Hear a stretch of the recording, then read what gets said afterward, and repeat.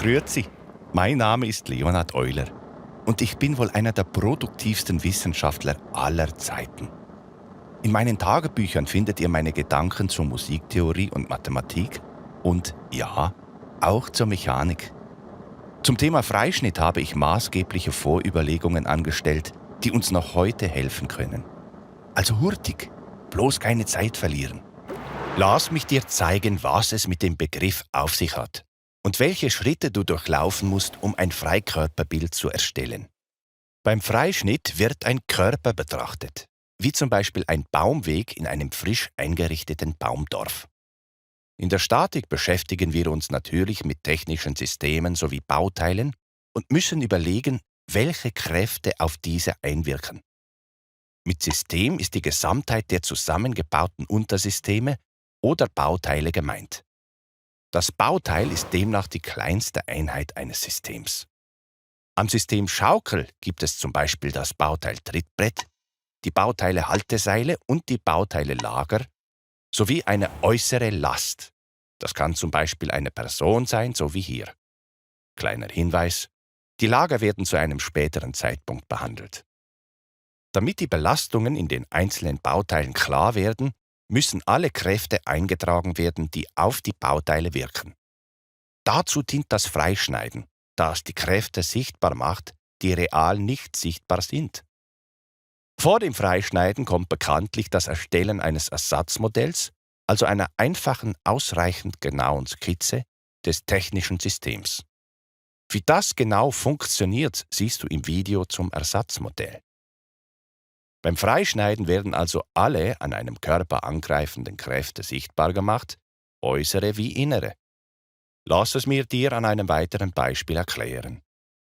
In dieser Box hier befindet sich Baumkuchen, der gerade auf Laster verteilt wird und in die entsprechenden Verteilerstellen transportiert werden soll. Um das gut zu sichern, ist es deine Aufgabe zu überprüfen, ob der Karabinerhaken der Belastung standhält. Zur Lösung des Problems musst du ein Freikörperbild von dem Transport erstellen. Dazu überlegen wir, welche Körper mit der Box in Kontakt stehen. Dafür fertigen wir, wie immer vor jedem Freischnitt, ein Ersatzmodell an. Im Video zum Ersatzmodell erfährst du, dass die Masse einwirkender Körper, in unserem Fall die Medikamentenkiste, als Rechteck dargestellt wird. Die angreifenden Gurte werden als Seile dargestellt. Die Öse wird hier als masseloser Punkt dargestellt, da die Masse im Vergleich zur Baumkuchenkiste viel kleiner und damit vernachlässigbar ist. Erinnerst du dich an die Besonderheiten von Seilen, Stäben und Balken? Seile nehmen ja nur Zugkräfte auf.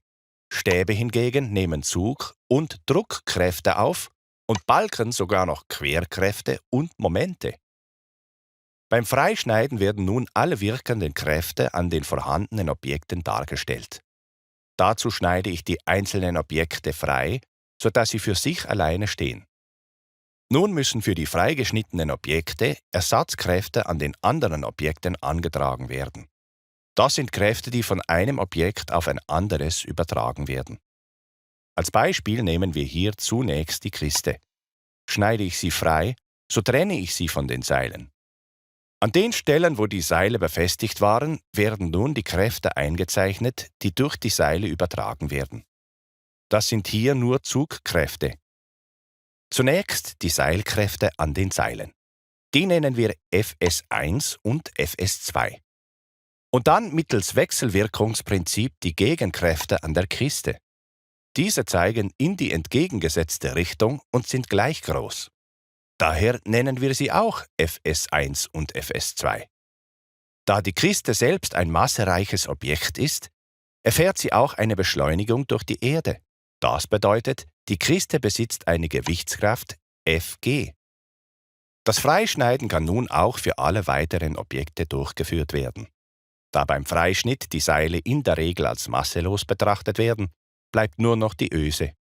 Hier werden die drei Seilkräfte Fs1, Fs2 und Fs3 angetragen. Schauen wir uns nochmal den Ablauf im Überblick an. Da haben wir unsere Ausgangssituation der Baumkuchenkiste. Davon stellen wir ein Ersatzmodell auf, also eine Art Skizze der Problemstellung. Das Ergebnis unseres Freischnitts ist dann das sogenannte Freikörperbild, und zwar das vom Transportgut und den Transportmitteln. Darin sind alle relevanten Kräfte eingezeichnet. Und hier nochmal alle wichtigen Punkte von heute. Das Freischneiden dient dem Sichtbarmachen aller wirkenden Kräfte. Dabei wird die Wirkung von zwei Körpern aufeinander durch das Eintragen von Kräften an den Schnittstellen dargestellt. Als erstes erstellst du dafür ein Ersatzmodell, dann machst du den Freischnitt. Das Freikörperbild ist ein wichtiger Schritt zur Lösung einer technischen Problemstellung.